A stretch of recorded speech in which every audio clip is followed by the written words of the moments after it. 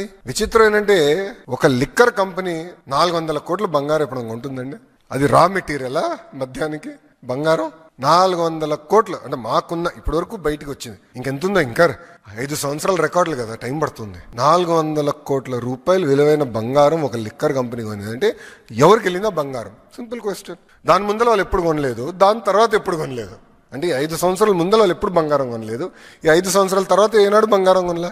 మళ్ళీ అప్పుడే ఎందుకు కొన్నారు? అది కూడా 400 కోట్ల రూపాయలు విలువైన బంగారం. ఇంతంత కాదు అంటే ఎంత అద్భుతమైన ఇన్వెస్ట్మెంట్ చేశారో అవినీతిలో కూడా నాకు అర్థమైంది అప్పుడు. ఎందుకంటే అప్పుడు బంగారం ధర కూడా తక్కువ ఉండే, ఇప్పుడు విపరీతం పెరిగిపోయింది. క్రిమినలైజేషన్ ఆఫ్ పాలిటిక్స్ కి ఒక అద్భుతమైన ఉదాహరణ ఒక్క లిక్కర్లోనే అడ్డగోలుగా క్రిమినలైజేషన్ చేశారు. ఇప్పుడు ఆధారాలతో మాకు దొరికినాయి. అదాన్ డిస్టిలరీస్ కి డబ్బు వెళ్ళింది, అదాన్ డిస్టిలరీస్ నుంచి పిఎల్ఆర్ కన్స్ట్రక్షన్ కి డబ్బులు వెళ్ళినాయి వితౌట్ ఎనీ అగ్రిమెంట్.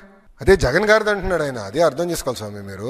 ఇది డబ్బులు నాది కాదు జగన్ అని చెప్తున్నాడు ఆయన. అది అర్థం చేసుకోవాలా అంటే మీరు చూడండి ఎంత అన్యాయమో. చెక్ అండి పిఎల్ఆర్కి వెళ్ళింది కాదని చెప్పమనండి, వాళ్ళు నేను ఛాలెంజ్ చేస్తున్నా. ఈరోజు పాపాల పెద్దిరెడ్డిని నేను ఛాలెంజ్ చేస్తున్నా, రాలేదని చెప్పమనండి. I'm challenging him. సార్ డబ్బులు వెళ్ళినాయా లేదా? అవినీతి సొమ్ము. పిఎల్ఆర్ అనేది ఒక కరప్ట్ కంపెనీ నంబర్ 1. వాళ్ళ బిజినెస్ ఏంటి? కన్స్ట్రక్షన్. లిక్కర్ కంపెనీ నుంచి డబ్బులు ఎందుకు వెళ్ళినాయి నాకు చెప్పండి sir, please tell me. Liquor company నుంచి పిఎల్ఆర్ కి డబ్బులు ఎందుకు వెళ్ళినాయి? Straight question. వాళ్ళేం కోర్ బిజినెస్ కాదు కదా అది. ఆ డబ్బులు ఎందుకు వెళ్ళినాయి చెప్పమనండి. పాపాల పెద్దిరెడ్డిని నేను ఛాలెంజ్ చేస్తున్నా. నిజంగానే అంత కక్ష ఉంటే 2014-19 మధ్యలో వీళ్ళు బయట తిరిగే పరిస్థితి ఉండేదా స్వామి?